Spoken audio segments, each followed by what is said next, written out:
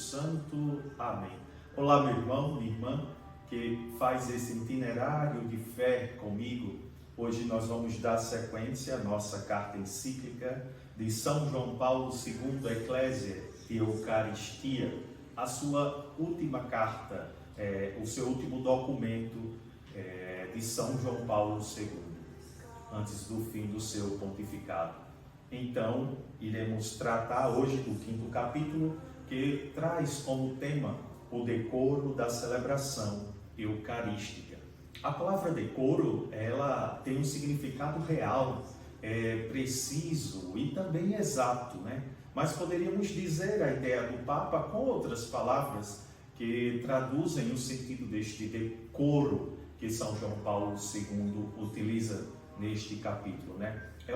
Poderíamos dizer que seria o respeito de si mesmo e dos outros na celebração eucarística, a decência, a dignidade, a nobreza na celebração eucarística.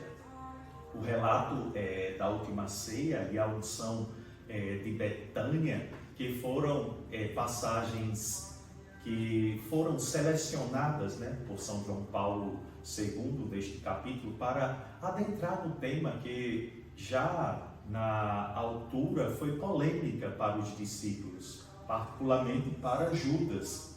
O perfume precioso derramado sobre os pés de Jesus naquele lugar e naquele momento foi considerado um desperdício e um atentado contra os pobres.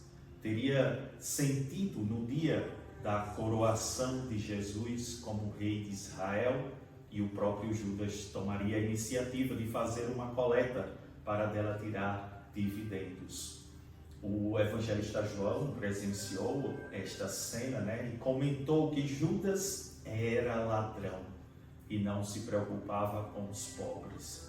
Lá em João, capítulo 12, versículo 6, nós podemos constatar este fato que João apela, né, que ele mostra quando vê Judas tomando essa iniciativa. A cultura da luta contra a pobreza terá de partir do amor que produz riqueza e não do dinheiro que vai gerar a pobreza. Jesus, meus irmãos, ele explicou em seus ensinamentos o mistério, ou melhor, os mistérios do reino. E o perfume precioso era desperdício para Judas, mas era a melhor parte e a expressão de fé de Maria. Jesus, para Jesus, aquilo era o bálsamo que recebia em vida, porque depois de sua morte só havia lugar para a ressurreição.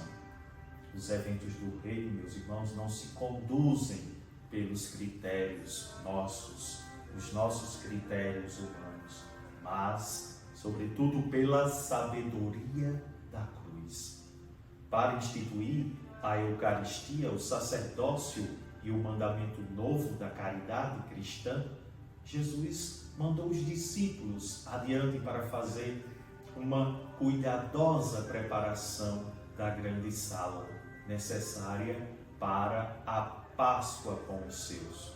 Os apóstolos, eles aprenderam a lição que transmitiram à igreja. Tal como a mulher da unção de Betânia, a igreja não temeu desperdiçar, investindo o melhor dos seus recursos para exprimir o seu enlevo e adoração diante do dom incomensurável da Eucaristia, afirma São João Paulo II nesta carta encíclica. E a finalidade dos primeiros discípulos, eles são designados de organizar a grande sala. Ela sentiu-se impelida ao longo dos séculos e no alternar-se das culturas a celebrar a Eucaristia no ambiente digno de tão grande mistério. E foi sob o impulso das palavras e dos gestos de Jesus desenvolvendo a herança ritual do judaísmo que nasceu a liturgia cristã. O banquete eucarístico é verdadeiramente banquete sagrado, nos afirma São João Paulo II nesta carta encíclica. Meus irmãos, onde há na simplicidade dos sinais se esconde o abismo da santidade de Deus. O sagrado banquete em que se recebe o próprio Filho de Deus, que se recebe Jesus Cristo. A Igreja vive da Eucaristia, nos aponta esta carta encíclica. O Santo Padre, ele ainda aborda, diria que os abusos sofridos pela Igreja no que diz respeito ao decoro litúrgico.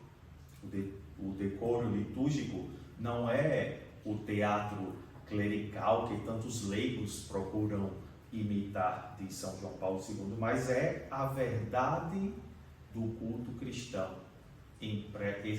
impresso, ou melhor dizendo, expresso em celebrações dignas do homem todo que Deus quer salvar. E este decoro é o perfume precioso dos crentes, que escolhem a melhor parte e acreditam que os bens deste mundo se destinam a quem pertencem por doação divina. Os lugares de cultos são edificados para a morada de Deus na terra e no trono celeste. O recheio, poderíamos assim dizer, litúrgico e os ritos sagrados proclamam a glória de Deus.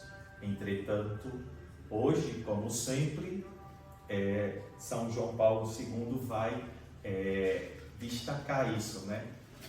Surgem modas que são incompatíveis com a fé cristã e o decoro da sua liturgia. Por isso, o Papa vai dizer que sente o dever de fazer um apelo, né? Um grande apelo para que as normas litúrgicas elas sejam observadas com grande fidelidade. E na celebração eucarística, a liturgia é propriedade privada de alguém, nem do celebrante. Ela nunca é uma propriedade privada, seja de quem for, nem do celebrante, nem da comunidade onde são celebrados os santos mistérios. O Santo Padre, poderíamos dizer que inspira-se no exemplo do apóstolo Paulo, lá em Coríntios, em 1 Coríntios 11, que teve de dirigir para palavras ásperas à comunidade de Corinto pelas falhas graves na sua celebração eucarística, que tinha dado origem a divisões e a formação de facções. Portanto, meus irmãos, este é os tópicos importantes que mencionei neste 5º capítulo, que vem tratar sobre o decoro na liturgia, o nosso cuidado para com a liturgia. A liturgia é onde celebramos o maior mistério da nossa fé, o mistério da morte e ressurreição de nosso Senhor Jesus Cristo. Que Deus o abençoe e até no próximo vídeo que iremos fazer o encerramento, né? Será o 6º capítulo, que vai tratar na Escola de Maria, Mulher Eucarística. Que Deus o abençoe em nome do Pai, do Filho e do Espírito Santo. Amém.